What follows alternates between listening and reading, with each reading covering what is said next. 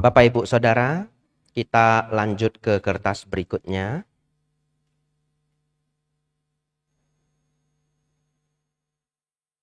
Kebenaran mulia yang ketiga. Ya. Apa kebenaran mulia yang pertama, Bapak Ibu? Adanya duka. Ya, adanya duka. Kita flashback sedikit. Bapak Ibu Saudara, setelah kita mempelajari adanya duka, kita bisa ambil beberapa hikmahnya. Tapi saya kecilkan hikmahnya menjadi 3 supaya kita bisa hafal ya. Hikmah yang pertama, kalau kita mengalami penderitaan, maka belajar bisa nerimo ya, bahasa Jawanya nerimo. Artinya kita jangan menderita 2 kali. Menderita 2 kali itu gimana? Contoh ruangannya sangat panas, sangat panas. Ya, semuanya ikut panas. Tapi ada beberapa orang sangat sulit menerima, ya. Enggak selayaknya tempat ini panas. Dia 2 kali menderita. Ya, itu yang pertama, belajar bisa nerimo atau belajar bisa memahami ya demikianlah kehidupan, ada penderitaan. Lanjut yang kedua, belajar menghindari penderitaan, ya. Menjadi umat Buddha kita hanya sadar ada penderitaan, tapi bukan nyari penderitaan. Itu 2 hal yang berbeda. Ya, kadangkala umat Buddha itu juga bisa keliru. Ya. Ketika dia bisa menderita dan mau menderita, dia sangat bangga. Karena dia pikir dia murid Sang Buddha. Ya betul, Anda boleh bangga, tapi itu belum tentu pas. Saya kasih contoh ya. Kita setiap minggu kan dari RG, lanjut ada kebaktian di mana? Pondok Cabe, betul ya? Lalu dia mengatakan begini, saya nggak mau naik mobil, saya mau naik sepeda aja. Ya, jadi begitu selesai kebaktian jam 11 dia udah langsung kayuh itu sepeda mau ke Pondok Cabe. Lalu dia bangga. Temannya tiba pakai bus dingin begitu ya. Lalu temannya bilang, kamu kenapa enggak mau pakai mobil? Enggak, hidup itu adalah penderitaan. Ya, dia bangga gitu. Padahal ada pilihan, betul ya? Ketika ada pilihan, dia memilih yang sulit, yang sakit, tidak ada alasan baik apapun, namanya apa? Nah, itu kasarnya ya. Ya, tapi itu udah betul, ya, itu udah betul. Ya, tapi karena saya pakai mic ada rekaman, itu namanya tidak bijaksana, ya, atau namanya tidak pinter. Jadi, kalau ada yang sakit dan ada yang tidak sakit, umat Buddha pilih yang mana? Yang tidak sakit, ya, itu baru benar. Tapi kalau tidak ada pilihan, yang ada adalah yang tidak nyaman. Yang ada adalah yang ada sakitnya. Umat Buddha bagaimana? Nerimo dan bersabar. Nerimo dan bersabar. Lalu masuk yang nomor 3. Belajar dari duka. Belajar dari duka. Ya. Supaya apa? Supaya kita kembangkan. Kita cari solusinya. Contoh, kita tidur di kasur. Ada tungaunya. Ada kutunya. Ya. Gimana? Ya besok dicari solusinya. Ya, apakah kasurnya diganti yang lateks? Kadang sudah tidak ada solusi lain. Diapain aja udah nggak bisa. Ya diganti yang lateks. Ya, yang lateks ternyata si tungau nggak mau gitu ya. Salah satu solusinya. Ya. Atau kalau Anda tidak pernah mempermasalahkan biaya, saya pindah rumah Bante. Ya terserah. Ya. Kasurnya yang salah, dia mau pindah rumah juga terserah. Ya. Tetapi maksud saya adalah jangan hanya pasif, jangan hanya nerimo dan sabar, tapi juga nyari solusinya. Ya. Jadi yang ketiga, mengambil duka sebagai guru. Ya. Mengambil duka sebagai guru. Bapak Ibu Saudara, kita sudah belajar duka. Nomor 1 apa tadi? Bisa nerima, ya. Ada kalimat Sang Buddha, Anda boleh tulis ya, itu bisa jadi mantra Anda. Walaupun tubuhku sakit, pikiran tidaklah sakit. Ya, walaupun tubuhku sakit, pikiran tidaklah sakit. Kalau pikiran sakit, sakitnya 2 kali lipat. Ya. Nomor 2 tadi apa? Bisa bersabar ya? Atau tadi ya? Nggak kedengaran? Menghindari dan kalau tidak terhindar bersabar, betul ya? Ya, belajar menghindari duka. Ya. Dalam umat Buddha itu mencari suka, menghindari duka, mencari suka. Tidak ada dalam ajaran Buddha cintailah duka, tidak ada. Ya, yang ada cuma cintailah produk dalam negeri. Nah, itu ada. Mas Pion. Ya, mana tahu mau disponsori, taruh sini. Ya, disponsori oleh Mas Pion. Ya, saudara-saudari, belajar menghindari duka. Dan kalau tidak terhindarkan kita bersabar, kita bertahan ya. Keluarkan mantra kita. Kesabaran adalah tapa tertinggi ya. Kesabaran adalah tapa tertinggi. Duka tidak terhindarkan, kesabaran adalah tapa tertinggi.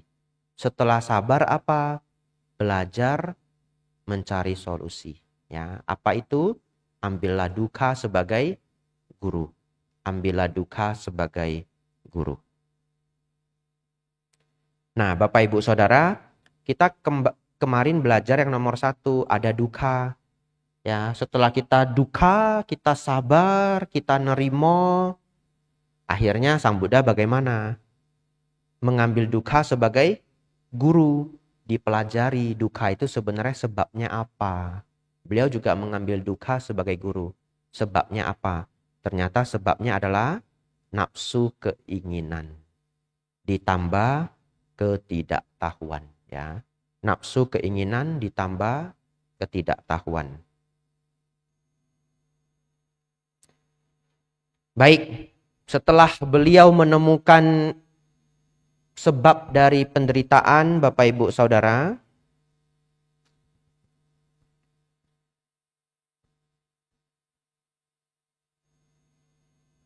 beliau mencari solusinya ya. Dan solusinya dapat. Solusinya dapat. Apa solusinya Bapak Ibu? Solusinya adalah jalan mulia berunsur 8, nomor 4. Ya. Tetapi orang India kuno itu lucu. Orang India kuno kalau mengajar itu dikasih tahu dulu hasilnya, baru jalannya. Jadi kalau Anda lihat formatnya ini unik gitu. Ya. Kenapa formatnya begini Bante? Problemnya dulu, sebab dari problem, ketika problemnya selesai seperti apa, baru jalannya. Itu memang cara berpikir India kuno. Nanti kalau kita baca sutta yang lain juga sama. Yang dikeluarkan apa? Problemnya dulu. Ya. Jadi sekarang kita masuk ke nomor 3. Ini adalah ketika problem itu lenyap.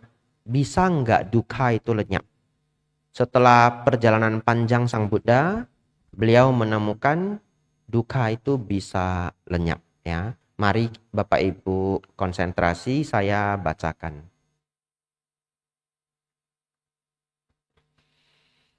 Kebenaran mulia yang ketiga adalah kebenaran mulia mengenai lenyapnya penderitaan. Dukkha nirodha arya satcha. Pada kebenaran mulia ketiga ini, Sang Buddha dengan jelas menyampaikan bahwa kita dapat mengatasi penderitaan dan merealisasi kebebasan dan kebahagiaan nibbana. Kata nibbana secara literal memiliki makna kepadaman yang merujuk pada makna mendingin atau tertiupnya api keserakahan, kebencian, dan delusi. Ya, silakan digarisbawahi keserakahan, kebencian, dan delusi. Sang Buddha menyebut nibbana dengan berbagai nama lainnya, yakni tanpa kematian, amata. tempat berlindung yang aman, kema, kedamaian, santa, perlindungan, tanah, kebahagiaan tertinggi, paramang sukang, kehancuran dari nafsu keinginan, tanhak kaya, keabadian, duhura.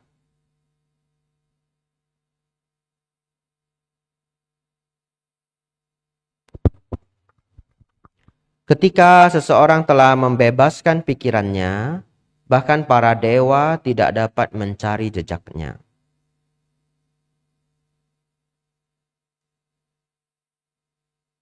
Ya, Bapak Ibu Saudara, paragraf ini merujuk pada kisah Sang Buddha. Bapak Ibu, di paragraf ini ada informasi yang menarik ya. Tidak selalu saya ceritakan. Cukup sering di beberapa wihara saya skip ya. Tapi hari ini kita cukup banyak waktu, jadi saya jelaskan.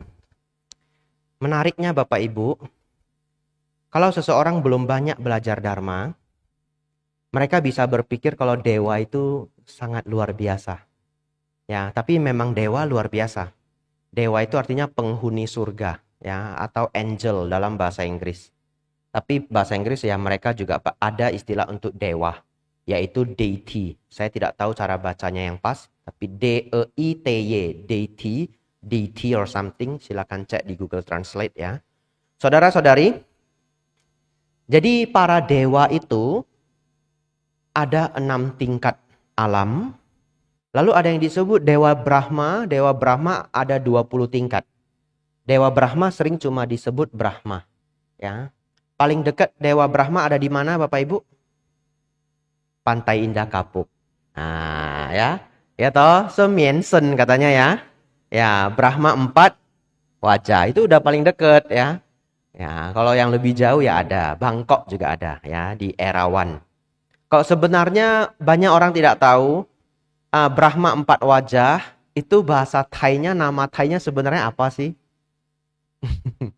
Ya, saya cek di Google, namanya adalah Praprom Erawan atau Brahma Erawan. Ya, ya, saudara-saudari, 6 tingkat alam dewa, 20 tingkat alam Brahma. Dewa Bapak Ibu tidak perlu dicapai alam itu dengan meditasi. Ya, 6 tingkat alam dewa itu tidak perlu dicapai dengan meditasi. Tetapi dengan kebajikan. Ya. Tetapi bukan berarti kita kalau ingin lahir di alam dewa tidak perlu meditasi. Tidak juga. Kalau Anda senang bermeditasi dan berbuat kebajikan, yaitu jauh kemungkinannya untuk mencapai alam dewa yang tinggi menjadi lebih tinggi. Tetapi kalau ingin mencapai alam Brahma, khas alam Brahma, Anda harus mencapai jana. Ya. Kenapa demikian Bante? Karena semua Brahma itu tidak ada hasrat ragawi. Tidak memerlukan suami dan istri. Ya, di alam Brahma itu tidak ada pembagian gender. Jadi Brahma itu tidak ada laki-laki dan perempuan. Semua Brahma itu netral. Unik ya? Ya. Dewa 1 sampai 6 ada suami ada istri. Kita nonton Sung Gokong itu ya, Kerasakti ya. Kaisar Langit ada nggak istrinya? Ada ya. Nah, saudara-saudari, satu ketika di antara semua dewa dan dewa Brahma, berarti 26 tingkat, ada satu yang paling tinggi namanya adalah Mahabrahma dalam Buddhisme. Dalam Buddhisme dipanggil Mahabrahma. Mahabrahma ini berpikir dirinya adalah pencipta alam semesta. Dia pun berpikir begitu. Kenapa begitu? Karena ketika dia muncul, makhluk lain belum ada. Dan pelan-pelan makhluk lain juga muncul. Jadi dia berpikir dia adalah penciptanya. Saudara-saudari, Sang Buddha mendatangi Mahabrahma ini dan memberitahu dia bahwa dia belum mencapai yang tertinggi. Walaupun dia berpikir demikian. Ya. Lalu dia tidak mau terima Bapak Ibu Saudara. Dia tidak bisa menerima. Lalu Sang Buddha mengajak dia bermain peta umpet. Ya, Sang Buddha bilang, silahkan Brahma, kamu boleh pergi kemanapun, sembunyi dimanapun, saya akan menemukan dirimu. Ya, lalu kita gantian. Sok. Brahmanya hilang. Ya, kok saya tiba-tiba hilang beneran? Ya, viral satu Indonesia, ya. Oh iya, viral itu ada rekamannya. Nah, saya bisa diundang ke podcast-podcast terkenal. Saudara-saudari, Brahma ini hilang dan Sang Buddha selalu mampu menemukan dia. Kemudian gantian Sang Buddha yang hilang. Dia sama sekali tidak mampu menemukan Buddha. Yang ada Buddha malah keluar suara gitu ya. Manggil dia tapi dia tidak bisa ketemu. Ya, akhirnya dia menyadari kalau dia bukan yang tertinggi. Nah, jadi dari cerita Sang Buddha dengan Brahma tertinggi ini, kalimat ini menjadi lebih gampang dipahami. Begitu ya. Ketika seseorang telah membebaskan pikirannya, yaitu mencapai nibbana, bahkan para dewa tidak dapat mencari jejaknya. Apa alasannya? Karena semua makhluk yang masih memiliki kotoran batin itu akan ada di 31 alam kehidupan. Betul ya? Ya, tapi seseorang yang mencapai nibbana, dia tidak ada di salah satu dari 31 alam kehidupan setelah wafat. Ya, kalau belum wafat masih ada badannya. Kita lanjut. Satu ketika, Upasiwa bertanya kepada Sang Buddha, seorang yang telah pergi ke nibbana, apakah dia lenyap atau eksis? Ya, eksis artinya ada, eksis artinya tidak lenyap. Ya, apakah dia lenyap atau eksis? Apakah dia utuh untuk selamanya? Jelaskan ini kepadaku, oh yang bijaksana, karena Anda mengetahui kebenaran ini dengan baik. Dan Buddha menjawab, tidak ada takaran atau ukuran bagi mereka yang telah pergi. Yang mana bagi seseorang dapat mengatakan bahwa ia tidak lagi eksis. Ketika segala fenomena telah terhapus, maka segala penggambaran juga terhapus. Keadaan pencapaian nibbana adalah di luar kata-kata untuk dapat dijelaskan. Bapak Ibu Saudara, nibbana itu di luar kata-kata untuk bisa dijelaskan ya. Tapi bagaimanapun kita belajar berjuang memahaminya ya. Jadi kita lanjutkan modul kita. Ketika Sang Buddha mengatakan seseorang telah mencapai nibbana tidak lagi eksis, silakan digaris bawahi. Sang Buddha mengatakan mereka yang mencapai nibbana tidak lagi eksis atau padam. Yang beliau maksudkan adalah tidak eksisnya karakteristik yang berhubungan dengan eksistensi, yakni kelahiran, kematian, memiliki tubuh, berpindah secara ruang dan waktu.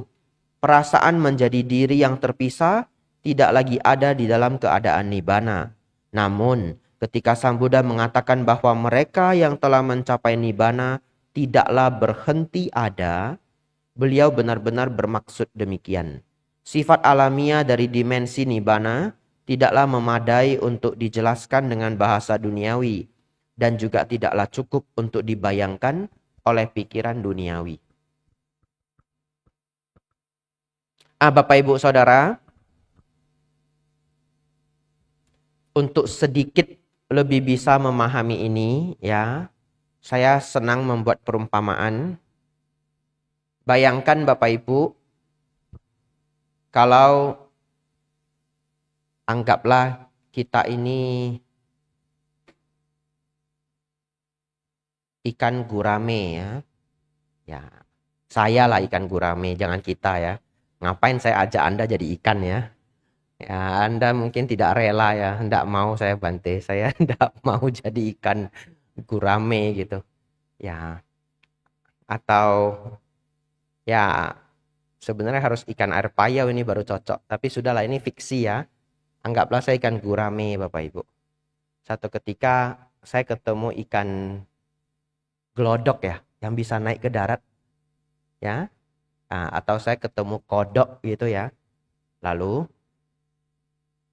mereka berusaha menjelaskan ke saya, ada keadaan di mana badan kita itu lebih ringan. Ya, saya masuk ke satu dimensi gurame, katanya gitu ya, kata glodok ya. Saya masuk ke satu dimensi, badan saya jadi ringan. Saya gerakkan sirip saya itu lebih gampang. Ya. Tapi anehnya saya nggak bisa terbang lagi. Saya cuma bisa di darat. Dia bahkan nggak ada istilah darat ya. Saya cuma bisa di bawah. Ya. Tapi nggak bisa lama-lama. Kok lama-lama kenapa? Megap-megap kata gitu. Kenapa? Karena ikan glodok bisa naik ke darat. Lalu pulang lagi ke air. Betul ya? Apa pertanyaan ikan gurame? Di sana ada airnya enggak? Itu pertanyaan dia. Atau bahkan bukan itu ya. Bahkan dia nggak bisa membedakan apa yang dimaksud dengan air ya. Karena dari lahir sudah di sana. Baik, Bapak Ibu Saudara, itu fiksi ya. Si ikan gurame itu fiksi. Tapi lebih kurang seperti itulah ketika seorang arahat mau menjelaskan nibbana ke kita. Nibbana itu paling sederhananya adalah keadaan tanpa ruang dan waktu. Sederhananya ya. Keadaan tanpa ruang dan waktu, keadaan tanpa kotoran batin. Ya. Tanpa ruang dan waktu dan tanpa kotoran batin. Karena tidak ada ruang dan waktu, saya ketemu lagi satu contoh yang lebih bagus ya. Minum dulu ya.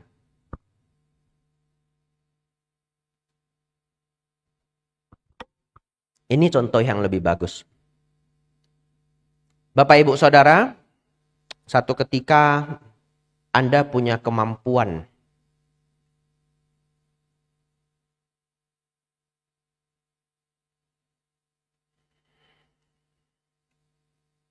baik, seperti ini aja.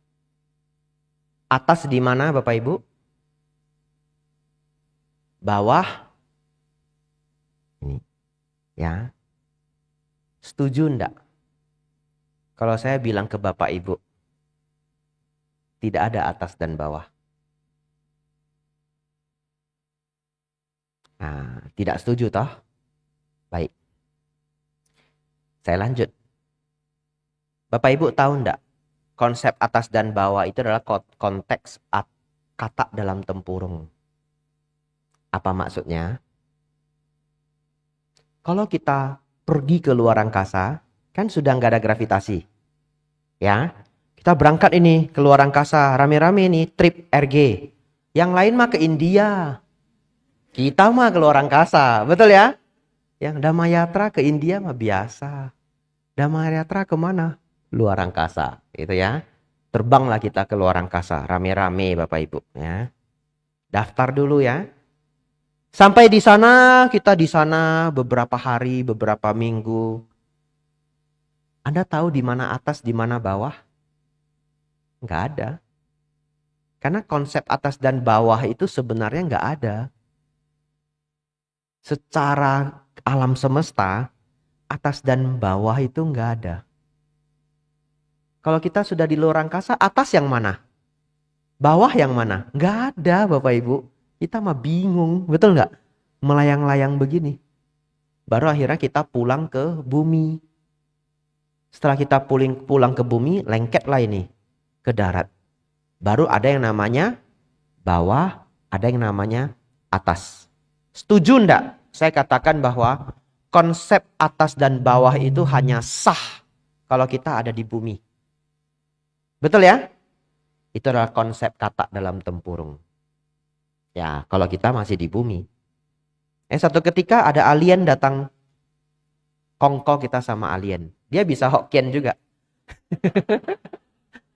Contoh ya. Ya. Lalu kita tanya dia, planet kamu di mana? Oh, planet saya jarak 3 tahun cahaya dari sini. Apa itu Bante 3 tahun cahaya? Kalau kita nyalain senter, itu cahaya senter 3 tahun baru sampai. Kecepatan cahaya itu 300.000 km per detik. Ya, 3 kali 10 pangkat. Nah, carilah di Google ya. Saya mau sok pinter tapi kelupaan. Ya, 300.000 km per detik. Bapak Ibu Saudara, nyalain senter 3 tahun baru sampai ke planet dia. Pertanyaan kita, itu di atas atau di bawah? Ketawa dia Bapak Ibu. Betul ya? Si alien ini ketawa. Atas dan bawah itu nggak ada. Ada. Nggak ada. Kamu makhluk yang terlalu kuno. Susah lah saya jelasin. Lalu kita siuki ya. Ya, sakit hati kita ya toh. Kan khasnya manusia. Sakit hati. Bapak Ibu Saudara. Jadi sesulit itulah seorang arahat ingin menjelaskan kepada kita. Ada dimensi di mana tidak ada ruang dan waktu ya. Ada dimensi di mana sudah tidak terpengaruh oleh kotoran batin. Oleh karena itu setiap kali Sang Buddha ditanyakan, apakah nibbana itu abadi? Beliau nggak bisa menjelaskan sebenarnya. Karena apa yang disebut abadi Bapak Ibu? Kalau ada waktu. Kalau ada konsep waktu itu baru ada yang disebut abadi. Ada yang disebut tidak abadi. Ada yang disebut mati. Karena ada waktu. Ketika konsep waktu itu juga enggak ada, ya itu enggak bisa dibahas. Itu sama seperti ketika kita sudah trip keluar angkasa, atas dan bawah itu udah enggak bisa dibahas. Karena sebenarnya atas dan bawah itu tidak ada. Saudara-saudari, saya yakin setelah saya menjelaskan begini pun masih ada yang bingung. Ya. Oleh karena itu kita lanjut membaca. Kendati pun sulit untuk dijelaskan, Sang Buddha memberikan kita gambaran akan sifat alamiah nibbana. Beliau menjelaskan pikiran manusia demikian. Pikiran adalah bercahaya. Namun menjadi ternodai oleh kekotoran batin yang datang dari luar. Orang biasa tidak dapat menyadari ini karena mereka tidak mengembangkan batin. Bapak Ibu Saudara, silakan garis bawahi pikiran adalah bercahaya.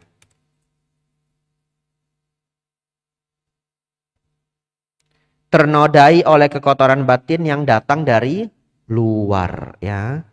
Jadi Bapak Ibu Saudara, dalam dharma sesungguhnya semua makhluk hidup itu awalnya baik ya. Awalnya baik. Pelan-pelan ternodai baru menjadi jahat. Ternodainya itu sepanjang samsara, lahir mati, lahir mati, lahir mati. Tapi kalau kita kembali, manusia awalnya adalah baik. Atau makhluk hidup awalnya baik.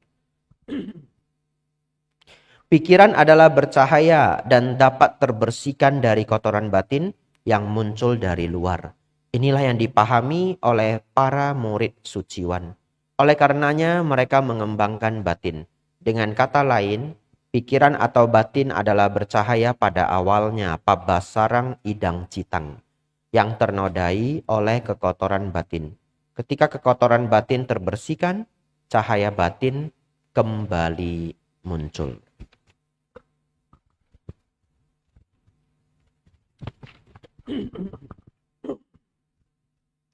Nibbana adalah keadaan yang mana materi dan segala pasangan yang berlawanan, panjang dan pendek, besar dan kecil, murni dan tidak murni, telah hilang. Dan pikiran menjadi tanpa tanda anidasanang, tanpa batas anantang.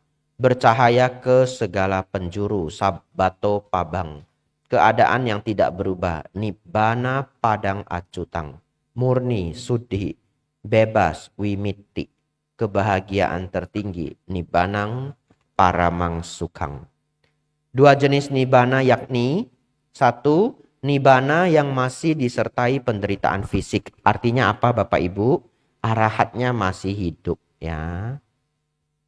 Arahat masih hidup.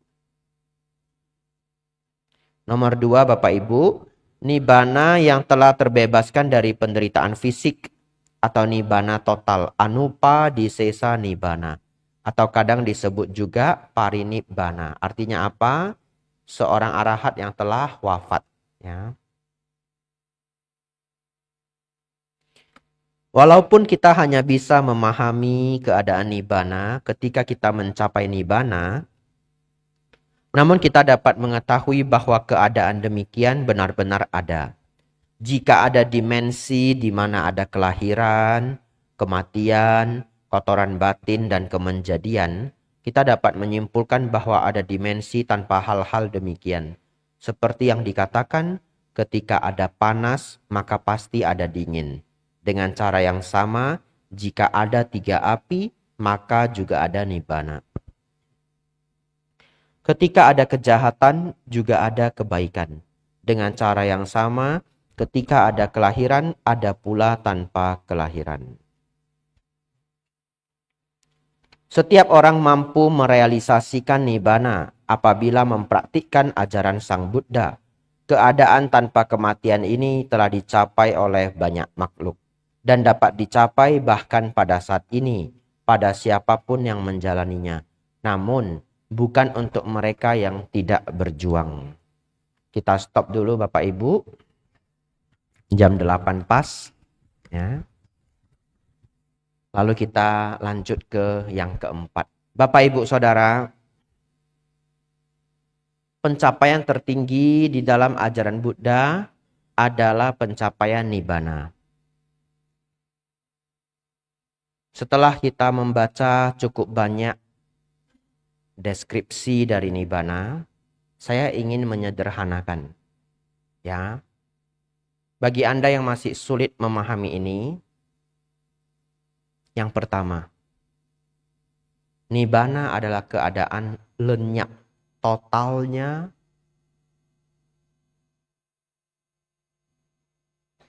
seluruh kotoran batin.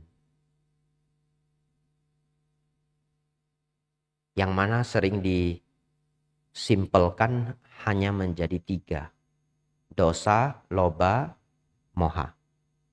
Kemarahan, keserakahan, kebodohan batin. Ya.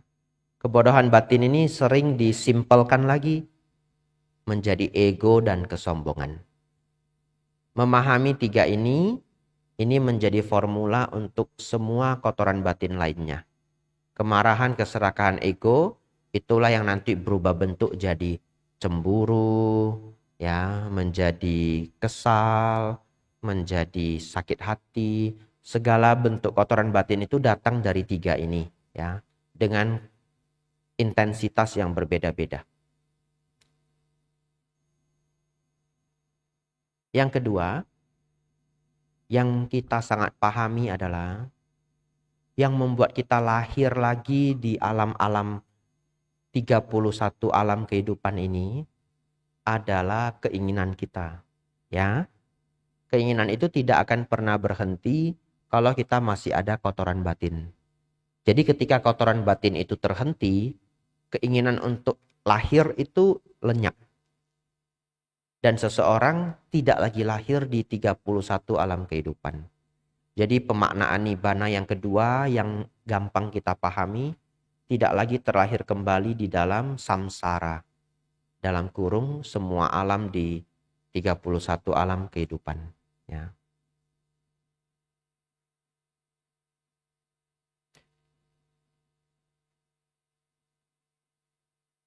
Keadaan tidak lahir di 31 alam kehidupan inilah kita kenal sebagai nibbana. Oleh karena itu sering juga ya kadangkala nibbana itu digambarkan sebagai keadaan batin. Tetapi memang sungguh sulit menjelaskan nibbana. Terakhir, sebingung-bingungnya kita, Sang Buddha menjamin nibbanang paramang sukhang. Nibbana adalah kebahagiaan tertinggi. Jadi walaupun kita sulit memahami, beliau tutup dengan jaminan ini sudah yang tertinggi. Ini sudah kebahagiaan yang tertinggi, ya. Dan menurut saya rumus itu masih sangat masuk akal. Saya buktikan. Ketika kita marah Bapak Ibu, nyaman atau tidak nyaman? Tidak nyaman. Semakin besar marah kita, semakin tidak nyaman. Setuju? Setuju ya? Ya. Kalau kita sudah tidak mampu lagi marah dalam keadaan apapun, nyaman tidak Bapak Ibu? Nyaman. Ya. Jadi kita masih bisa nalar gitu. Yang disampaikan Sang Buddha dengan lenyapnya kekotoran batin.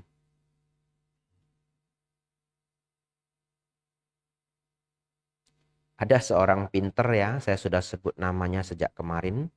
Namanya Naval Ravikant. Ya, dia seorang triliuner tapi senang belajar banyak macam hal. Dan sepertinya dia mendalami Buddhism, cukup mendalam. Nah, dia unik. Dia mengatakan begini.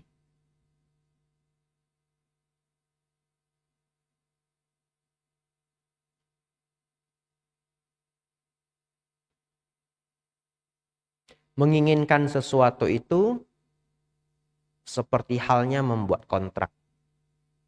Di mana kita sulit berbahagia sampai hal itu didapatkan. Ya. Jadi menginginkan sesuatu itu seperti halnya membuat kontrak. Yang mana kita sulit berbahagia sampai kita mendapatkannya. Oleh karena itu semakin banyak keinginan, semakin banyak kontrak. Ya.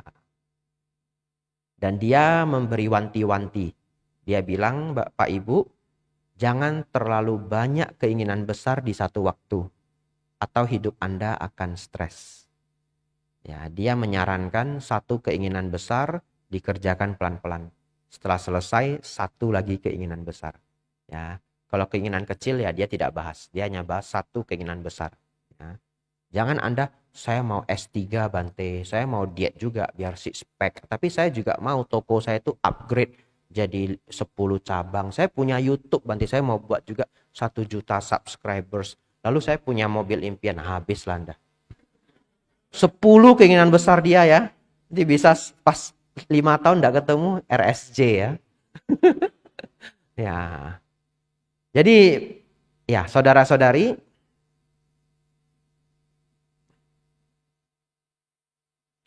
ada yang lebih dalam lagi.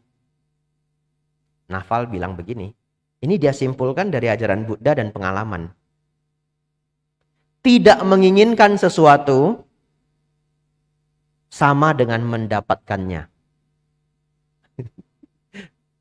Bingung ya? Saya juga harus merenung ini agak lama ya. Mau dibilang pas 100% sih enggak, tapi Anda coba putar-putar otak Anda ya. Tidak menginginkan sesuatu itu sama dengan mendapatkannya. Karena dia punya pemikiran begitu. Ini kita kepengen banget ya. Sudah 3 tahun kepengen. Kepengen banget. Akhirnya dapat. Setelah dapat masih pengen? Enggak. Anda happy lalu biasa. Lebih parah lagi kadang bosen. Betul ya? Ya, lebih parah lagi bosen. Tapi kita anggap menjadi biasa. Setelah Anda punya, setelah menjadi biasa, Anda letakin. Kadang nggak Anda lihat lagi. Anda menginginkan yang lain. Betul ya?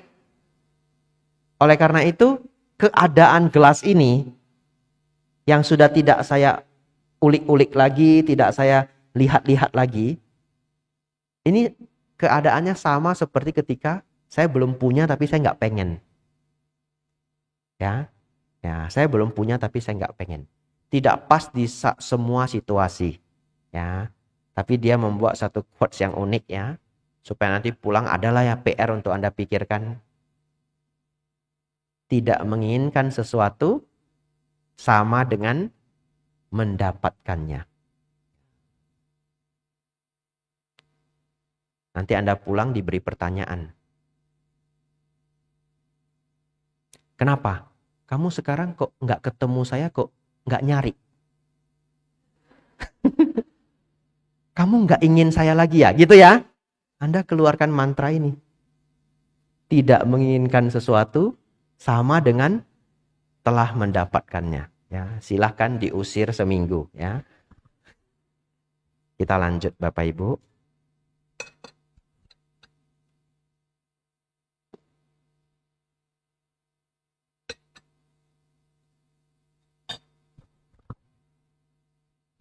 Baik, 50 menit terakhir.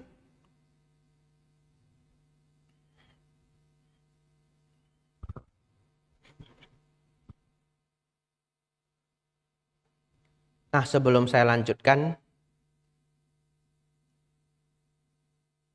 ketuhanan dalam agama Buddha adalah Nibbana. Ya, artinya yang tertinggi dalam agama Buddha adalah Nibbana. Tapi begini Bapak Ibu ya, saya lupa apakah saya jelaskan di sini atau di tempat lain, tapi tidak apa-apa. Kalau saya jelaskan di sini pun ya saya ulang sekali lagi. Kalau Bapak Ibu ditanya oleh anak kecil, "Pama, Tuhan dalam agama Buddha apa?" Anak itu masih 1 SD, 2 SD, 3 SD. Jawabannya apa? Sang Buddha. Ya, Anda nggak perlu keluarkan modul ini, nggak perlu. Dek, duduk dek. Itu kelas 2 SD. Ketuhanan dalam agama Buddha itu Nibbana. Keadaan di mana? Itu nggak mungkin kelas 2 SD. Ya, jawaban sederhananya apa? Sang Buddha. Kenapa? Karena biasanya anak kecil kalau nanya begitu, itu karena di sekolah dia ditagih sama temennya. Tuhanmu yang mana? Ini loh Tuhan saya. Anak kecil ya. 1 SD gitu. Tuhanmu yang mana? Dia pulang, nanya Anda. Mama, papa, Tuhan yang mana? Anda keluarkan modul ini. Nanti dia bawa modul ini ke sekolah. Inilah Tuhan saya. Tidak Bapak Ibu. Anak kecil itu hanya karena ditanya temannya. Tuhanmu yang mana? Jawabannya adalah Tuhan adalah Sang Buddha. Tapi kalau mau lebih detail, karena Sang Buddha mencapai Nibbana. Tetap ujung-ujungnya adalah Nibbana. Tapi anak kecil jawabannya Sang Buddha. Lalu Anda cariin foto Sang Buddha tidur yang ada di Wat Po, Thailand. Itu gede banget. 3 kali pentas ini. Ini panjang ini kayaknya 3 kali atau 2,5 kali ya. Lebih kurang ya. Ya 2,5 kali lah minimal 2 kali, gede banget. Anda cari fotonya di Google. Kasih dia. Ini Tuhan dalam agama Buddha. Besok dia bisa pamerin ke temannya. Ini Tuhan saya. Besar sekali. Iya. Lebih besar dari gambar yang kamu punya. Nah itu. Lalu temennya lalu nggak berani bully dia lagi. Jangan bully dia. Tuhan dia besar sekali. Itu ya kalau anak SD ya. Saya kasih ilmu Bapak Ibu ya.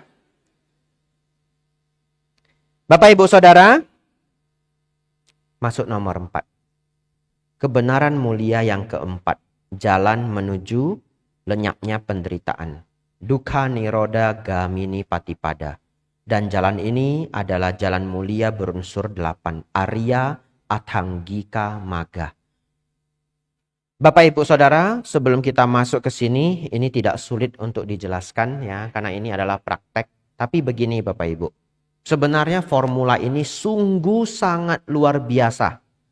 Apalagi kalau kita cerita, Sang Buddha menghadapi para masyarakat 2600 tahun yang lalu. Ini sungguh sangat luar biasa. Kenapa? Karena orang di zaman itu masih berpikir, satu, untuk mencapai yang tertinggi harus melalui ritual. Salah satu ritualnya apa? Penyucian diri. Supaya badan ini suci disiksa. Ya, namanya praktek penyiksaan diri. Ya, dianut oleh Pancawagya Bhikkhu dan Pangeran Samana Gautama atau Bodhisatta sebelum pencapaian kebudaan. Orang masih sibuk nyiksa dirinya Bapak Ibu, itu satu. Yang kedua, sangat sering orang berpikir untuk mencapai yang tertinggi itu adalah dari wahyu. Apa arti wahyu? Ditunjuk. Ya, ditunjuk oleh makhluk kuasa.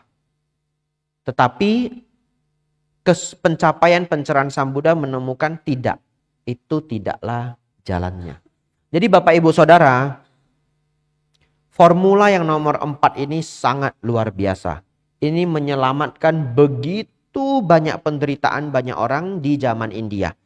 Sebelum munculnya rumusan jalan mulia berunsur 8 ini, begitu banyak pertapa yang menyiksa diri tanpa arah.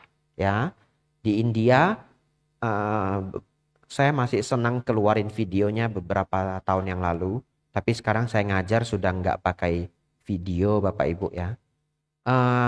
Ada satu video seorang yogi, seorang pertapa, dia menyiksa diri, angkat tangannya sendiri. Ya, saya pernah, yang nonton YouTube mungkin tahu ya. Dia angkat tangannya sendiri. Berapa lama dia angkat Bapak Ibu? Berapa? Belasan tahun ya. Ya, saya tidak ingat angka pastinya. Tapi belasan tahun dia angkat.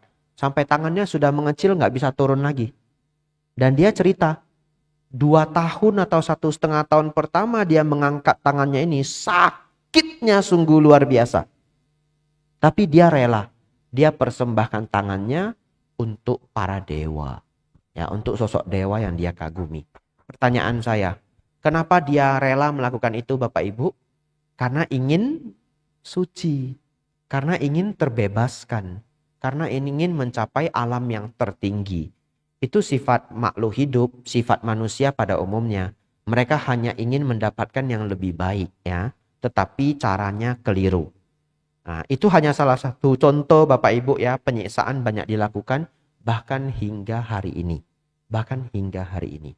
Jadi Bapak Ibu Saudara, Jalan Mulia berunsur 8 ini adalah formula, adalah ajaran yang sungguh sangat luar biasa. Kalau seseorang ingin suci, yang pertama yang disucikan adalah pandangan. Kita lihat nomor 1 apa Bapak Ibu? Pandangan benar. Kesucian itu dimulai dari pandangan. Jadi Bapak Ibu Saudara yang hadir malam hari ini juga jadi pinter. Tidak ada hubungannya kesucian dengan ritual ya. Jadi Anda jangan khawatir ya kalau kuburan keluarga itu digeser. Kuburan keluarga keramiknya diganti. Bante, kuburan papa saya diganti sama koko saya. Itu katanya 7 turunan bisa sial gitu. Keramiknya diganti warna gitu. Enggak. Itu pikiran Anda yang menjadi sial.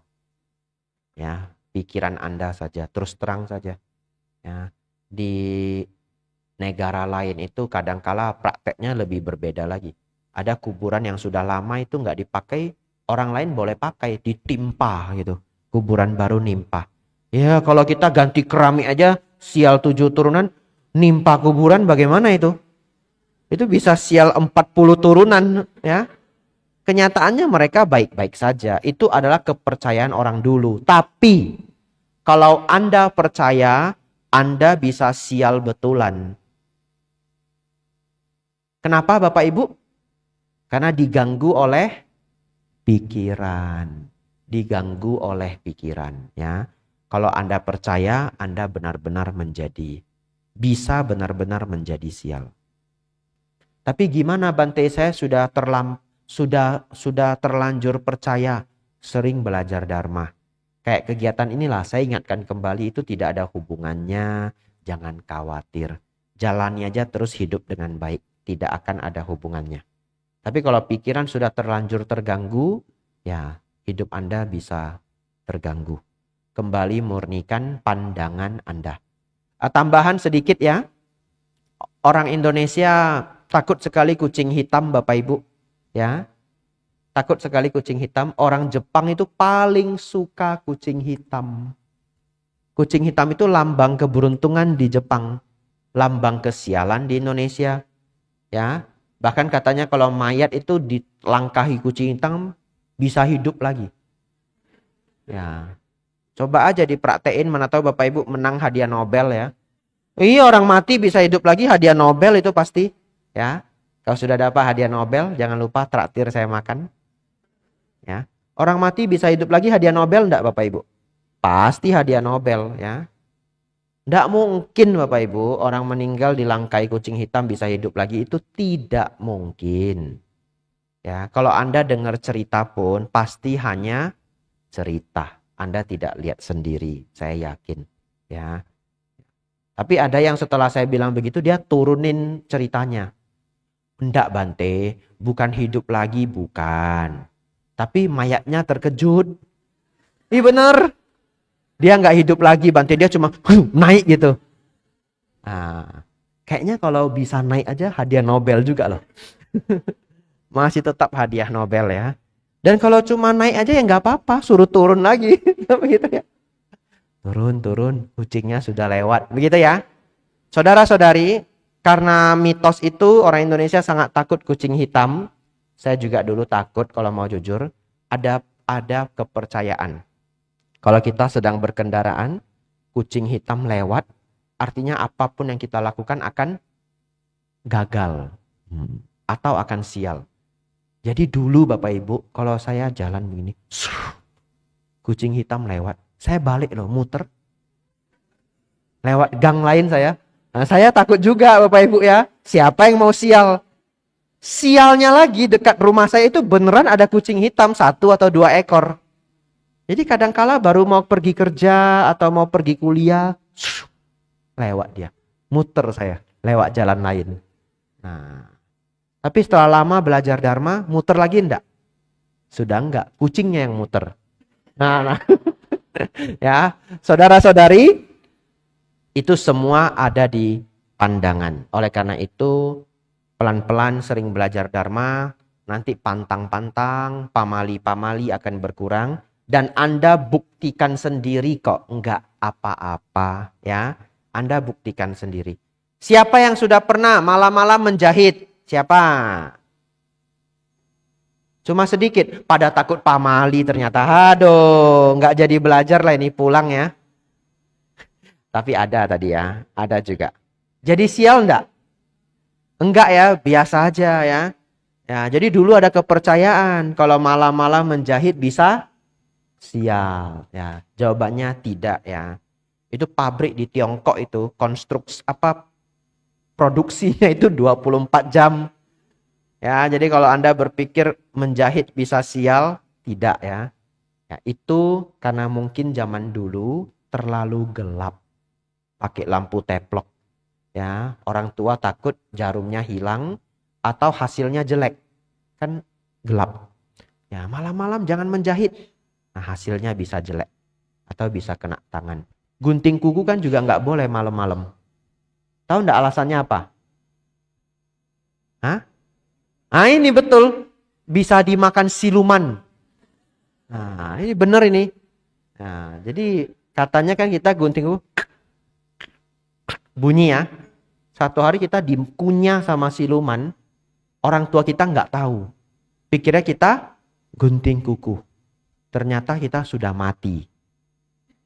Saking takutnya dulu, saya nggak berani gunting kuku malam. Iya. Nah, tapi Anda coba nanti malam gunting kuku ya. Direkam ya. Mana tahu silumannya datang. Nah, viral itu Anda bisa jadi terkenal. Tapi saudara-saudari, orang zaman sekarang ya, saya yakin dah kalau malam itu gunting kuku ya. Kerja capek, pulang sampai rumah sudah jam 6 sore. Apakah mungkin ya orang Jakarta semodern ini masih ada? Tapi saya pikir sudah nggak ada lah ya. Ya, tapi bisa saja masih ada di ruangan ini. Cuma nggak ngaku aja. Pas mau gunting, maileo lah, tahu siluman cia ya. Ya, saudara-saudari, mari kita bahas 8 ini. 8 ini Bapak Ibu, semuanya adalah praktek. Semuanya adalah latihan. Oleh karena itu, agama Buddha itu sangat unik. Agama Buddha adalah agama yang dilandasi dengan latihan. Ya, tidak ada hadiah atau wahyu dalam agama Buddha. Semuanya adalah perjuangan. Barang siapa berlatih, dia mendapatkan hasil. Saudara-saudari pulang dari tempat ini, latihlah 8 hal ini. 1, pandangan benar. Apa itu pandangan benar? Memahami baik dan buruk. Memahami hukum kama wipaka. Memahami 4 kebenaran mulia. Tapi pertanyaan saya begini. Bagaimana mungkin memahami 4 kebenaran mulia itu bisa mengubah hidup kita dari sesuatu yang paling mendasar? Bagaimana 4 kebenaran mulia itu bisa mengubah kita ke sesuatu yang sangat mendasar begitu? Itu sama seperti hukum karma Bapak Ibu ya.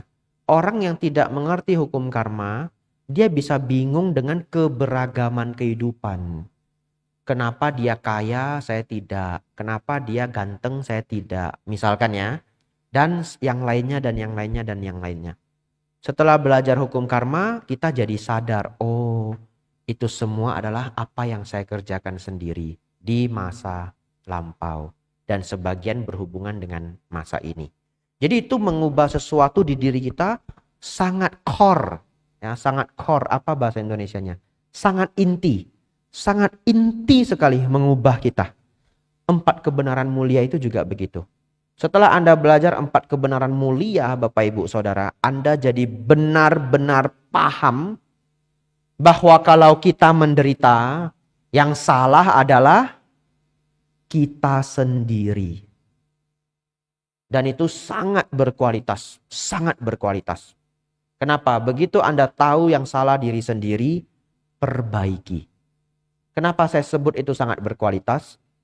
Karena Bapak Ibu, ciri-ciri orang kurang berkualitas adalah nyalain orang. Beneran? Itu ciri-ciri orang yang kurang berkualitas, terus terang saja.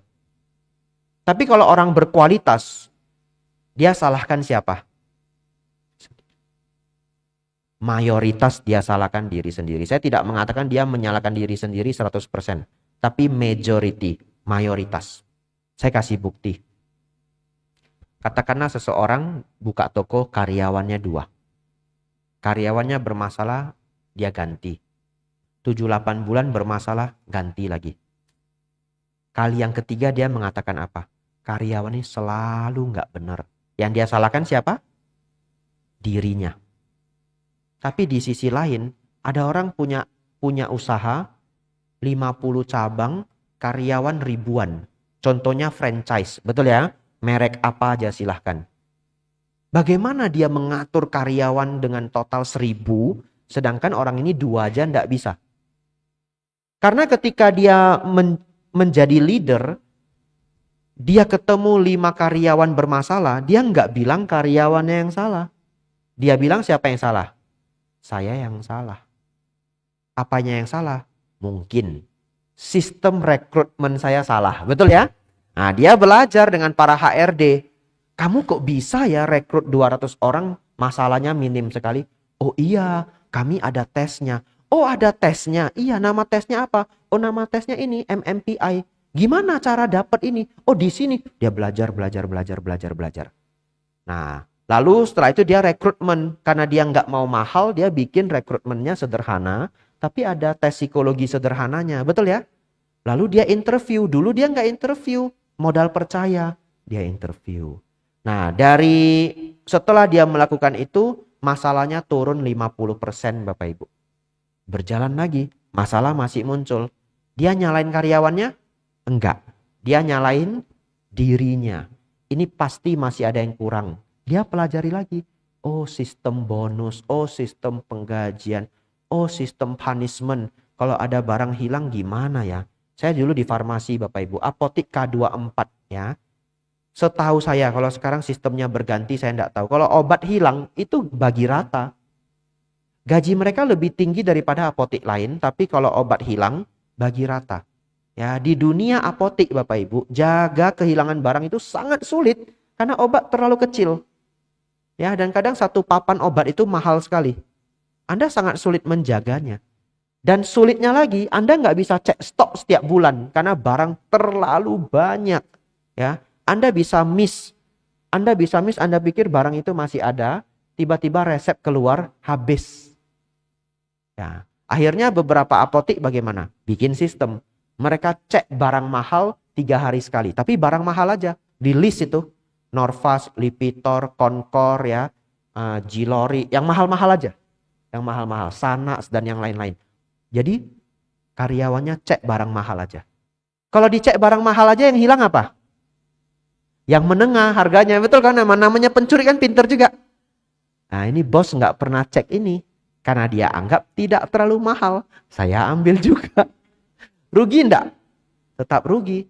Ya. Akhirnya yang level menengah dicek juga. Apa yang dia ambil? Yang murah tapi banyak. Enervonse aja hilang Bapak Ibu. Enervonse 1 strip berapa harga? Betul. Hilang Bapak Ibu. Ya. Tapi hilangnya sering. Bosnya enggak tahu. Ya, satu hari 3 strip, 3 strip, 3 strip ya. Dia ambilnya ganti-gantian. Hari ini Enervon C, besok Biogesic, besok Bodrek, besok Panadol. Nggak ketahuan karena ngambilnya sedikit-sedikit. Contoh ya, ini contoh aja ya, zaman dulu ya. Zaman sekarang mungkin sistem sudah lebih bagus. Jadi Bapak Ibu Saudara, ini. Setelah kita memiliki pandangan benar, belajar hukum karma, belajar 4 kebenaran mulia, kalau Anda duka, siapapun yang ada di ruangan ini hari ini, yang salah siapa? Diri sendiri. Solusinya ada di mana? Diri sendiri ya. Itu nasihat terbaik yang bisa saya berikan. Solusinya ada di diri sendiri. Tapi saya tidak bisa bantu setiap orang di ruangan ini cari solusinya kalau Anda ada masalah. Kenapa? Toh besok saya sudah ke Banjarmasin. Ya. Anda yang harus pikirkan sendiri masalah Anda apa. Mungkin Anda sering salah paham. Mungkin ego Anda terlalu tinggi. Mungkin emosi Anda terlalu tinggi. Mungkin keserakahan Anda. A, B, C, dan D, dan selanjutnya. Tapi begitu kita mulai berpikir, sepertinya di sisi saya ada salahnya juga. Itu adalah start yang baik. Tapi kalau Anda tidak terbiasa, saya juga tidak menyarankan Anda menyalahkan diri 100%. Nanti tiba-tiba Anda kena mental health issue. Satu problem lagi. Begitu pulang dari Dhamma kelas ini, jadi pesimis sekali. Saya yang salah. Pulang di rumah, saya yang salah. Kamu kok jadi begini? Kata Bante Abijato, saya yang salah. Semua salah saya. Lalu Anda jadi rendah diri, pesimis ya. Enggak seperti itu ya. Maksud saya tidak di arah kerendahan diri itu tidak. Tapi ke arah mencari solusi ya. Ada hal yang belum kita pahami.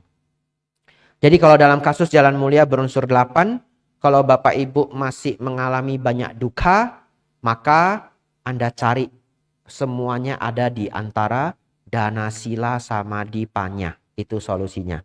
Dana sila samadhi panya. Anda bisa duka karena panya Anda kurang.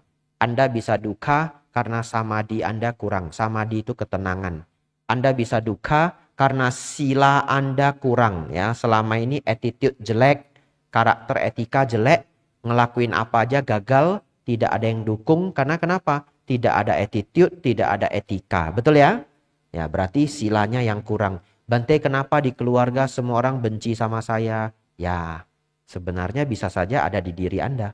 Ya, ada di diri Anda. Anda terlalu dominan, misalkan Anda micromanaging. Apa itu micromanaging? Yang kecil-kecil semua direpotin gitu ya toh? Ya keluarga Anda takut juga dengan Anda. Padahal saya nggak galak loh Bante. Yang dihindari orang itu bukan karena galak aja. Ya, ada sesuatu yang keliru di diri kita. Cuma mungkin kita nggak sadar. Yang terakhir dana ya. Mungkin Anda kurang baik hati ya.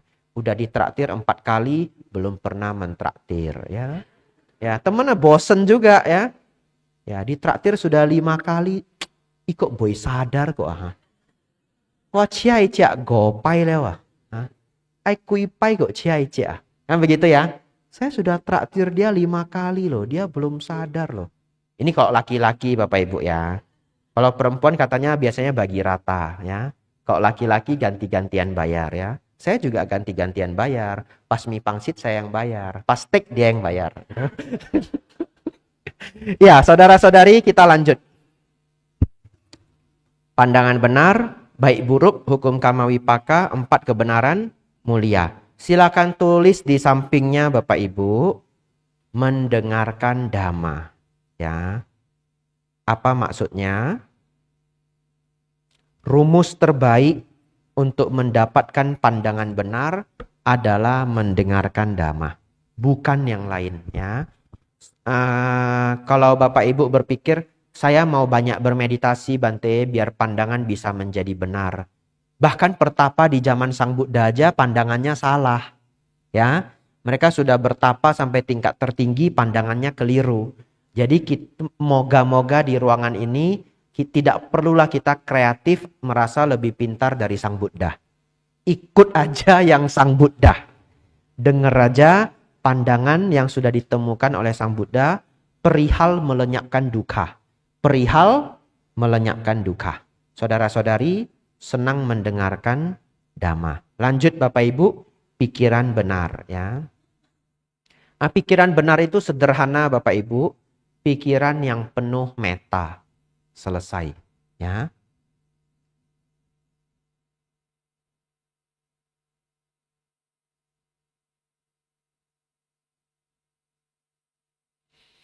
Nah, ditambah satu biar lengkap. Metta dan panya. Ya, metta dan panya. Ya. Jadi kalau pikiran kita itu metta, penuh cinta kasih, mengharapkan makhluk lain bahagia, dan kita bisa berbijaksana, maka itu pikiran yang benar. Bahkan dengan metta saja sudah benar. Tapi kita tambah biar lebih lengkap, metta dan panya. Metta itu sebenarnya kalau Bapak Ibu renungkan, karuna dan mudita itu ada di dalam metta. Itu sebabnya di dalam ajaran Buddha sering yang diangkat itu hanya metta. Ya, kenapa? Karuna itu adalah tidak ingin makhluk lain menderita. Metta itu ingin makhluk lain bahagia. Ketika kita mampu membebaskan makhluk lain dari penderitaan, apakah dia jadi bahagia Bapak Ibu? Iya, dia jadi bahagia. Jadi di dalam karuna itu sesungguhnya ada metta. Mudita itu apa Bapak Ibu? Berbahagia melihat orang lain bahagia. Ya, ini adalah salah satu skill terbaik sebagai umat Buddha. Bapak Ibu yang sudah sampai senang datang ikut Dhamma kelas di malam hari, saya ingin Anda kembangkan sifat mudita. Percaya saya, itu adalah hadiah terbesar yang Anda dapatkan dari sering datang ke wihara. Kenapa? Kalau kita bisa jadi orang yang mudita, kemanapun cenderung bahagia. Apa itu mudita Bante? Senang melihat orang lain bahagia. Senang melihat orang lain sukses. Ya. Kalau orang punya mudita, tidak punya kecemburuan. Ya. Saya sangat tidak pintar cemburu. Dari kecil saya sangat tidak pintar cemburu. Oleh karena itu ciri-cirinya apa? Semua teman-teman saya itu jauh lebih sukses dari saya sejak saya kecil. Kenapa? Karena saya nggak punya kecemburuan. Ya, jadi dimanapun saya bergaul, saya ketemu orang yang lebih hebat dari saya. Saya senang bela diri Bapak Ibu. Ya, saya berkawan dengan yang bela dirinya lebih bagus dari saya. Tapi kalau saya orang yang cemburuan, nggak bisa. Orang yang cemburuan itu biasanya bergaul dengan yang di bawah dia. Tidak lebih pintar dari dia. Akhirnya apa? Sulit maju Bapak Ibu ya, karena nggak ada contoh. Kadangkala keseret gitu. Oleh karena itu, orang yang mengembangkan mudita tidak banyak kecemburuan. Atau kecemburuan itu sangat tipis. Ya, munculnya kadang-kadang. Semoga Anda mampu mengembangkan itu kemanapun Anda bahagia. Ya, kalau umat cerita ke saya, Bante, tahun ini anak saya yang paling besar masuk kedokteran Bante. Saya itu sangat bahagia. Padahal saya nggak kenal anak Anda Bapak Ibu. Ya, saya ikut bahagia. Bante anak saya diterima Bante kuliah di Inggris, full beasiswa Bante. Wah, saya senang sekali. Padahal saya nggak kenal anak Anda. Ya, coba Bapak Ibu jadi orang seperti itu. Kita lanjut Bapak Ibu Saudara, ucapan benar ya.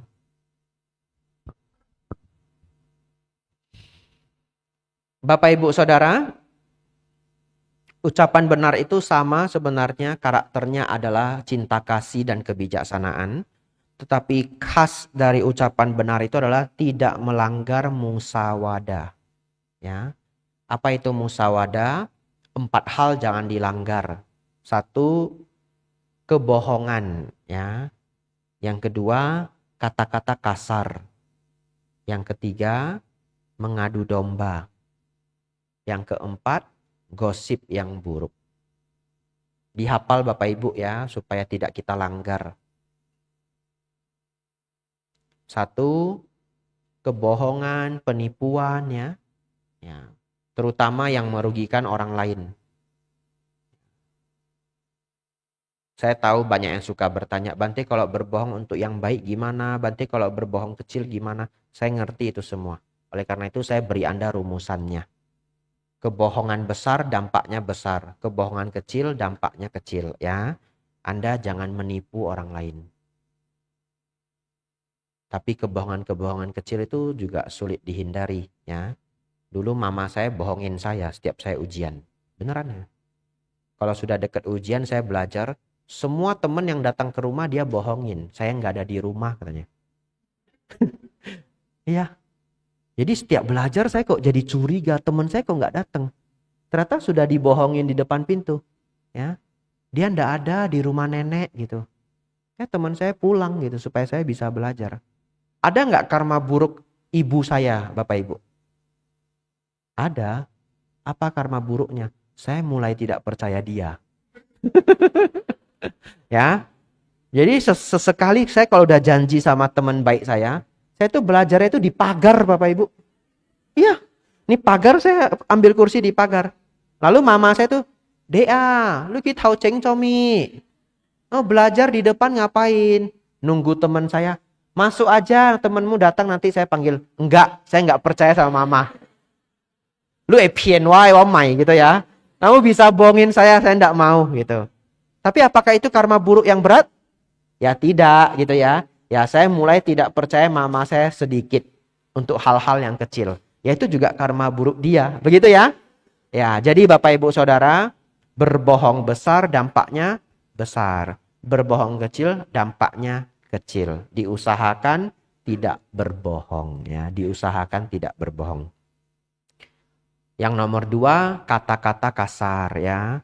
Bapak Ibu kurangi kata-kata kasar ya. Semua yang di ruangan ini belajar jangan pakai kata-kata kasar.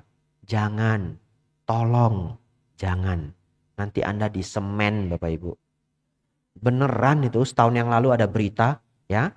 Masuk berita nasional Bapak Ibu, bosnya disemen Bapak Ibu. Dan ketika diinterview dia bangga, dia tidak menyesal ya. Melindungi apa? Harga dirinya. Karena dia sering dihina. Dia sering dihina. Di interview aja dia sambil merokok. Ya, tidak ada penyesalan. Padahal sebenarnya menyesal dan tidak menyesal itu hukumannya bisa beda sekali di pengadilan. Betul ya? Dia bahkan sudah nggak mau peduli.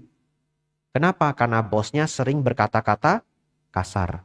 Jadi Bapak Ibu Saudara, menyesal itu selalu datang terlambat. Ingat, menyesal selalu datang terlambat. Kalau sudah marah, jangan berkata kasar. Mending diam dulu. Ya, kalau sudah nggak tahan, pergi dulu, pergi minum dulu, pergi beli minum dulu jauh-jauh. Ya, pergi beli minum dulu jauh-jauh. Sudah minum, sudah dingin. Ada orang yang mandi. Begitu dia mandi, emosi dia turun begitu banyak. Cepet-cepet mandi, lompatlah ke kolam. Ya, tiap orang berbeda-beda, tapi Anda cari cara Anda sendiri. Tetapi pelan-pelan datang ke wihara, ikut meditasi, belajar dharma agar emosinya berkurang. Ikut one day mindfulness ya, Bante Atadiro di Pusdiklat ya, sebulan sekali. Ikut one day mindfulness. Atau RG bisa buat juga ya, ngundang biku siapa. Ini gara-gara saya jadi ngerepotin pengurus ya.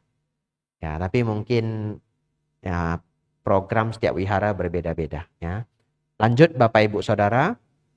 Tapi saya ingatkan, tolong jangan kata-kata kasar ke siapapun. Penyesalan selalu datang terlambat ya. Satu musuh terlalu banyak, 1000 teman pun tidak cukup. Jangan karena satu musuh hidup Anda jadi sangat kesulitan. Nomor 3 Bapak Ibu, jangan mengadu domba orang ya. Jangan mengadu domba orang. Ini juga karakter orang berkualitas.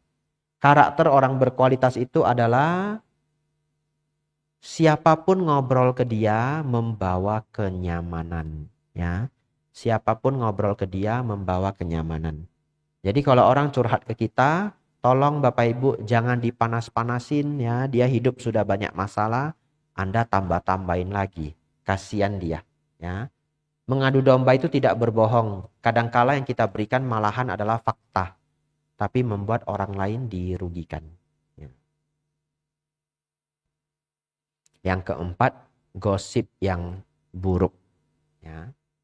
Hindari gosip yang buruk Bapak Ibu, karena orang lain bisa mendapatkan kerugian. Ya. Dan kadangkala kita hanya gosip. orangnya kena masalah, dia bisa datengin kita. Betul ya? Ya, saya dengar kamu ya yang ngomongin saya di belakang. Ya, nanti jadi masalah baru lagi. Itu ucapan benar Bapak Ibu, kita lanjut. Perbuatan benar, ya. Perbuatan yang tidak melanggar 5 sila.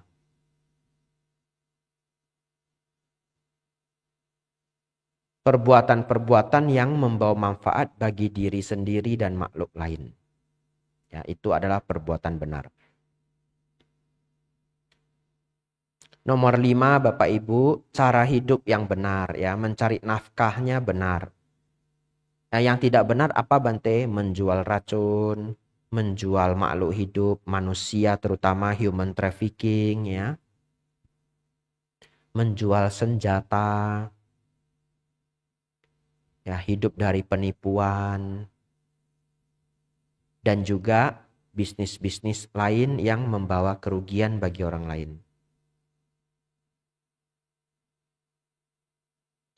Baik, 6, 7, 8 adalah meditasi. Silahkan Bapak Ibu garis bawahi di bawah nomor 5 supaya menjadi jelas ya. Setelah ini adalah meditasi.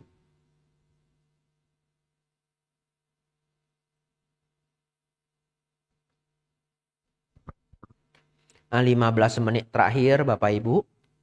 Tidak ada pertanyaan untuk kelas kita ya. Jadi selesai pelajaran ini kita pulang Bapak Ibu ya. Jadi dengan saya mengatakan tidak ada pertanyaan, Anda boleh lebih berkonsentrasi untuk menyerap pelajaran. Ya, daripada Anda sibuk memikirkan mau nanya Bantenya apa. Ya, Anda konsentrasi penuh terhadap 3 poin terakhir ini. Saudara-saudari, nomor 6 sangat luar biasa.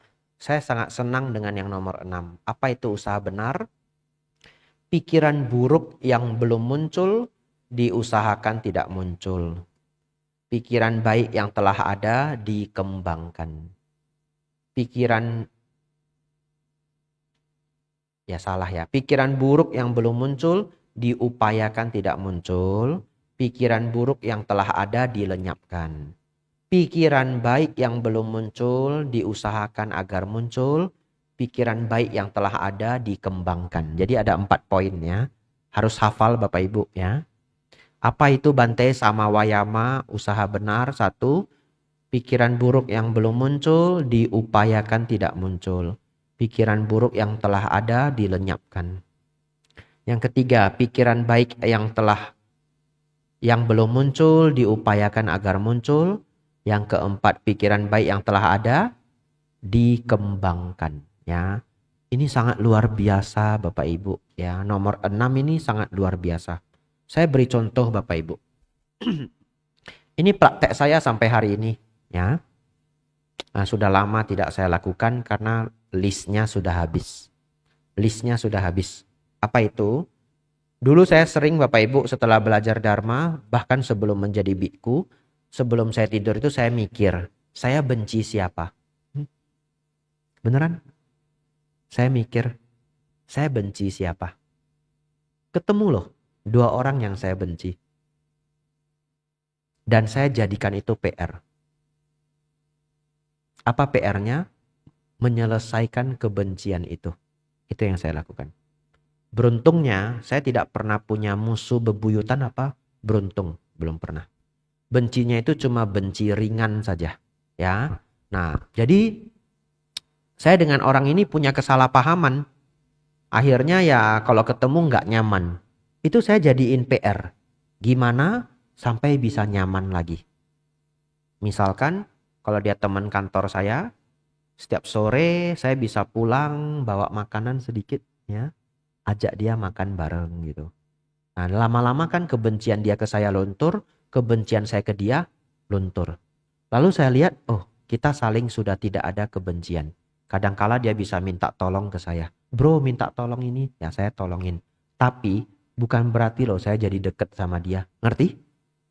Bukan berarti loh saya jadi harmonis, romantis sama dia. Enggak. Saya cuma mau menyelesaikan PR saya. Kalau bisa tidak ada list orang yang saya benci. Kalau bisa tidak ada list juga orang yang benci sama saya. Tapi orang yang benci sama kita kan kita nggak bisa ngatur 100%, betul ya? Ya, tetapi itu dulu Bapak Ibu ya, dan lingkup teman-teman saya juga nggak banyak ya. Kalau sekarang umatnya 300, Anda ada yang benci saya gimana saya atur ya? Nanti ke kota lain 300 lagi, ke kota lain 300 lagi. Saudara-saudari, yang kedua, bagaimana biasanya saya mengerti kalau kebencian itu sudah berkurang di diri saya.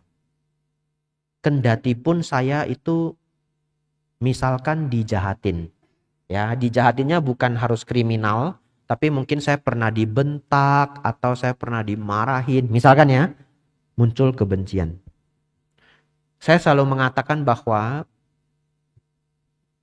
kebencian pada seseorang itu adalah PR kita. Agar kita buang kebencian itu. Tetapi mau bergaul dengan dia atau tidak, itu pilihan kita. Ngerti? Ya. Yang tugas kita hanyalah membuang kebencian. Tidak bergaul, tidak apa-apa. Kok begitu Bante? Karena Sang Buddha mengatakan, asewana cak balanang pandita nancak sewana. Jangan bergaul dengan orang jahat atau jangan bergaul dengan orang tidak bijaksana. Bergaulah dengan orang bijaksana, pandita, orang bijaksana, ya. Jadi Sang Buddha juga ngajarkan kita, kalau orang ini tidak bijaksana, tidak baik, kita tidak bergaul dengan dia, tidak apa-apa. Tetapi PR kita adalah kebencian.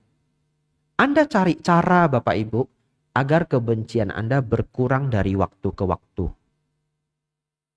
Taunya gimana bencinya berkurang?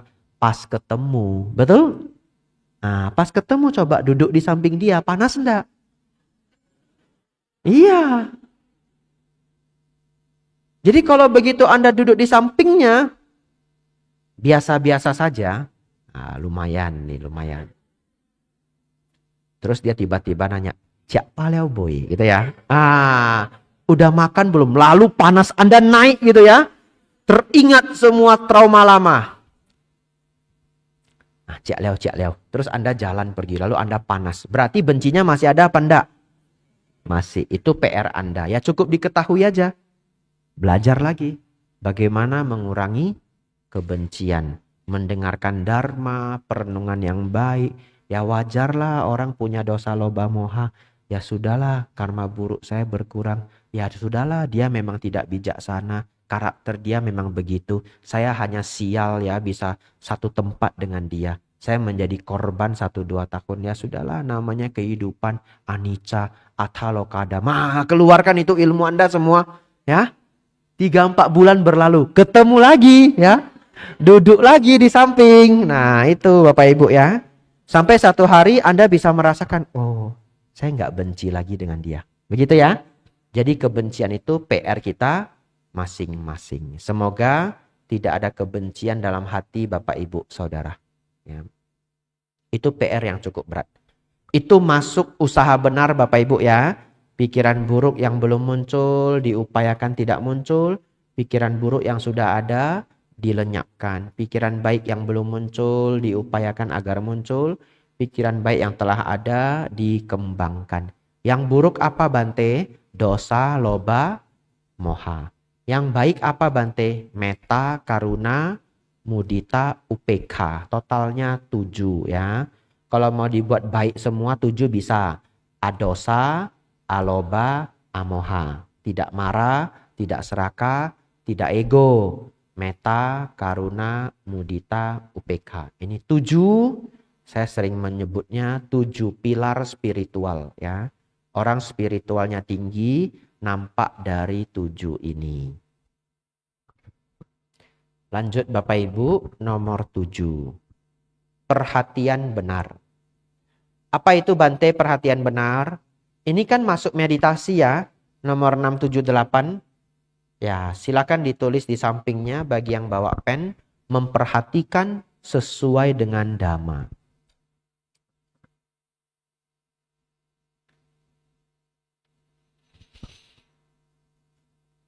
Apa maksudnya memperhatikan sesuai dengan dharma? Saya akan bahas dari yang sederhana sampai yang kompleks ya, dari yang rendah sampai yang tinggi. Sekedar Bapak Ibu, Anda sedang berkendaraan, lalu ada orang yang sudah sangat tua jalan pakai tongkat lewat di depan Anda. Kalau Anda praktek perhatian benar, maka begitu ketemu kakek atau nenek itu, yang keluar di pikiran Anda adalah dharma. Ya, demikianlah hidup. Semua orang bisa tua. Nah, lalu Anda pikirkan semua yang baik-baik. Oleh karena itu, saya harus gunakan hidup saya sebaik mungkin. Ya, saya jangan menjahati orang lain. Kalau tidak nanti saya menyesal. Saya harus baik sama keluarga dekat saya. Kenapa? Lihat, akhirnya saya tua. Ya, sudah tua itu mengandalkan orang lain, betul ya? Kalau orang lain semua tidak suka sama kita, nanti pas tua kita susah Bapak Ibu. Ya, oh saya harus jadi primadona di rumah. Semua orang sayang sama saya. Kan begitu ya? Nah jadi dari nenek itu lewat. Nanti saya bilang nenek lewat, Anda pulang bener ada nenek lewat. Nah, hari ini hari apa? Hari apa? Rabu. Untung bukan malam Jumat ya. Ya. Bapak Ibu Saudara, seorang nenek yang tua ini lewat, Anda muncul perenungan-perenungan yang baik. Dan perenungan yang terbaik itu berpusat pada anicca, dukkha, anatta. Itu yang biasanya menjadi topik tertinggi ya. Bahkan ketika kita bermeditasi vipassana, nanti topiknya adalah anicca, dukkha, anatta. Jadi perhatian benar ini dimulai dari yang sederhana sehari-hari sampai vipassana meditasi melihat ke dalam batin. Ketika Anda melihat ke dalam batin, apa yang Anda lihat? Karakter batin yang berhubungan dengan dharma. Maka tadi saya katakan memperhatikan sesuai dengan dharma. Anda melihat fenomena batin, pancakanda, kesadaran, pikiran, perasaan, pencerapan, rupa, begitu ya. Yang mana kelima ini apa sifatnya? Anicca, dukkha, anatta. Jadi Bapak Ibu Saudara, semua perenungan dhamma, baik perenungan harian, sampai ke dalam meditasi vipassana, masuk ke dalam samasati ini. Memperhatikan dengan benar. Yaitu apa? Memperhatikan sesuai dengan dhamma. Dalam keseharian, topik apa aja boleh. Begitu Anda lihat sesuatu, demikianlah atha loka dhamma, 8 kondisi dunia. Kadang kita dipuji, kadang kita dicela. Saya tidak tahu Bapak Ibu Saudara, tapi saya sudah belajar dharma, sudah hidup di dalam lingkungan dharma, bahkan tinggal di wihara, sudah 10 tahun tinggal di wihara Bapak Ibu ya. Dengan samanera 2 tahun, jadi biku hampir 8 tahun. Sudah 10 tahun tinggal di wihara, ketemu buku dharma itu 15 tahun yang lalu.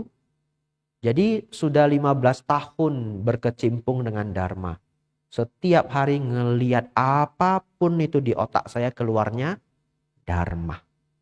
Ya itu saya pikir kebiasaan dari samasati. Saya udah nggak bisa ubah apapun. Saya lihat apa aja itu di kepala saya itu keluar cerita-cerita dharma.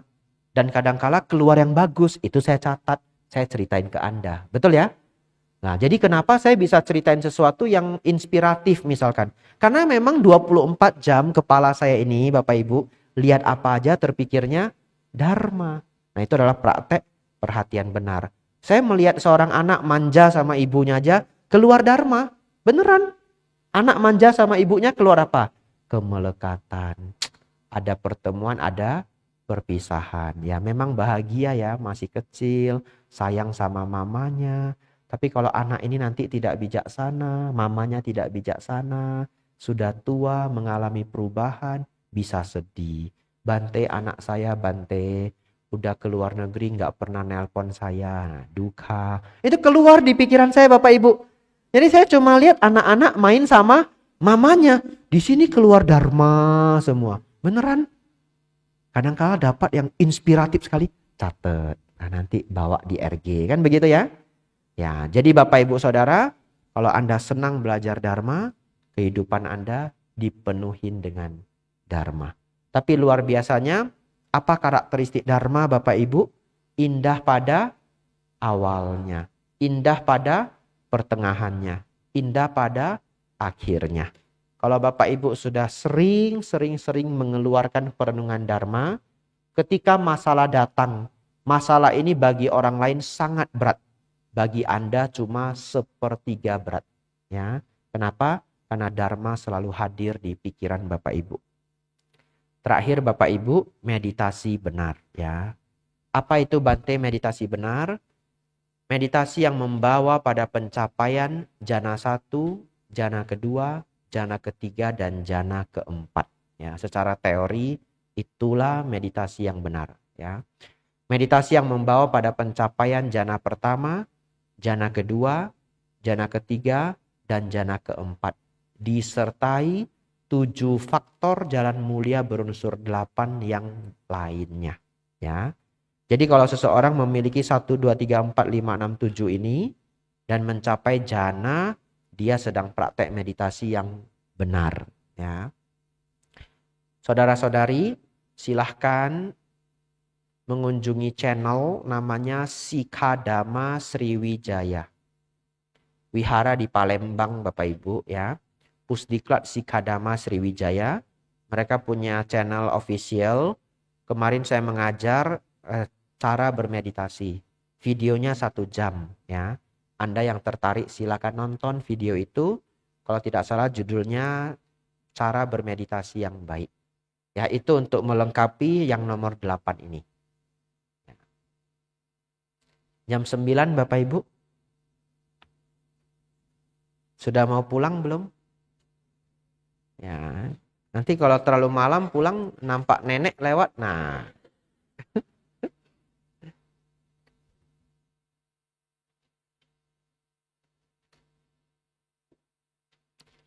Baik, kita mengulang semuanya Bapak Ibu ya. Lalu kita tutup perjumpaan kita. Semoga pembelajaran 4 kebenaran mulia ini menjadi landasan yang luar biasa di pikiran Bapak Ibu ya.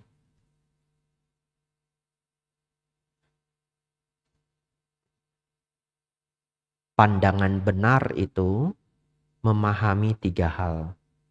Memahami baik dan buruk, memahami hukum kamawipaka, memahami 4 kebenaran mulia. Baik itu apa? Bermanfaat bagi diri sendiri, bermanfaat bagi makhluk lain. Tidak merugikan diri sendiri, tidak merugikan makhluk lain. Hukum kamawipaka apa Bapak Ibu?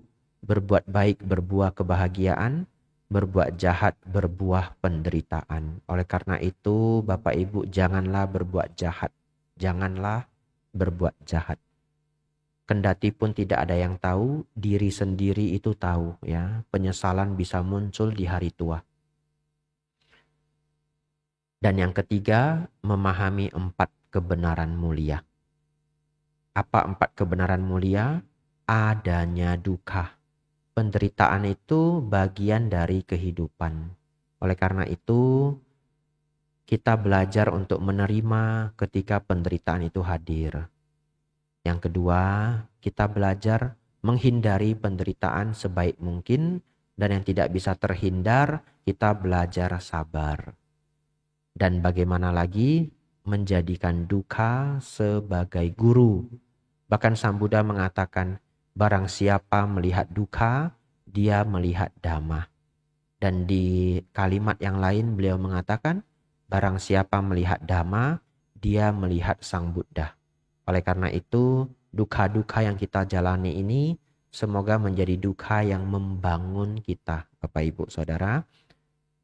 Kemudian kebenaran mulia yang kedua, Bapak Ibu Saudara, duka itu ternyata bersumber dari diri kita sendiri, yaitu nafsu keinginan dan ketidaktahuan.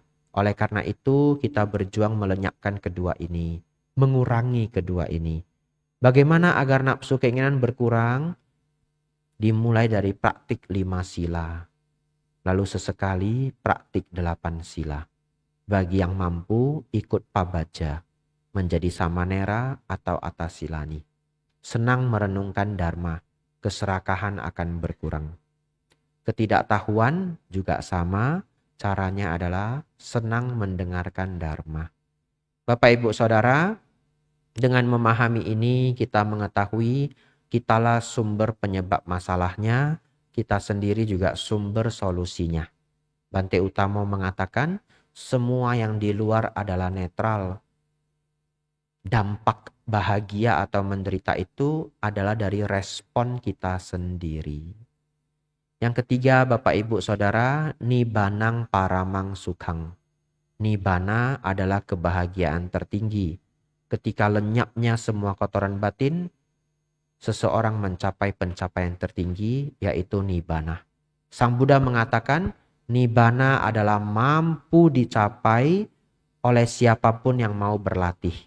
Apabila Nibbana tidak mampu dicapai, apabila Nibbana itu tidak pernah bisa dicapai, untuk apa seorang Buddha dengan lelah letih mengajarkan Dharma?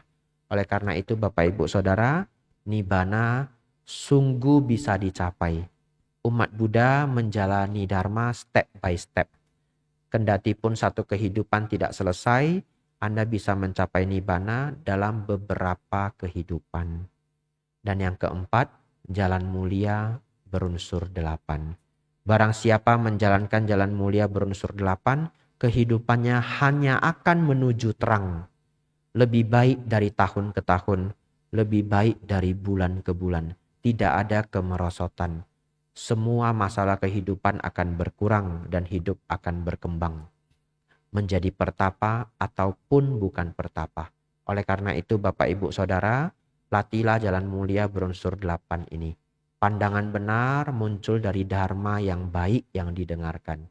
Pikiran benar penuh metta dan panya. Ucapan benar yang dipenuhi kehati-hatian. Tidak melakukan, tidak mengucapkan 4 kata-kata yang salah.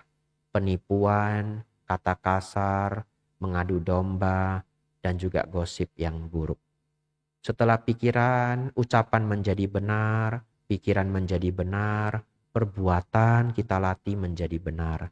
Tidak melanggar 5 sila dan senang membantu orang lain. Lalu mencari nafkah dengan baik. Barang siapa yang memiliki 5 ini hidupnya sungguhlah indah. Lalu kita kembangkan batin kita Bapak Ibu dengan usaha benar. Pikiran buruk yang belum muncul diusahakan tidak muncul. Pikiran buruk yang sudah ada dilenyapkan. Pikiran baik yang belum muncul diupayakan agar muncul. Pikiran baik yang telah ada dikembangkan. Apa yang buruk-buruk Bapak Ibu? Dosa, loba, dan moha. Apa yang baik-baik Bapak Ibu? Metta, karuna, mudita, dan upekha. Setelah pikiran menjadi baik Bapak Ibu, kembangkanlah, latihlah pikiran kita melihat segala sesuatu dengan kacamata dhamma. Menghadirkan perenungan dharma yang baik. Maka seluruh kotoran batin akan berkurang. Mampu memahami anicca, dukkha, anatta dengan baik. Kemudian tenangkan pikiran kita yang liar ini dengan bermeditasi. Jalan mulia berunsur 8, nomor ke-8. Yang paling saya suka adalah meditasi anapanasati. Melihat nafas masuk, mengetahui nafas keluar. Mengetahui nafas masuk, mengetahui nafas keluar. Apapun pikiran yang muncul, abaikan. Apabila pikiran mengembara, kita tarik kembali Bapak Ibu. Mengetahui nafas masuk, mengetahui nafas keluar. Pikiran menjadi sangat damai. Inilah jalan untuk mencapai kebahagiaan tertinggi. Anumodana semuanya, sabe sata bawantu sukitata. Semoga semua makhluk hidup berbahagia. Sadhu, sadhu, sadhu.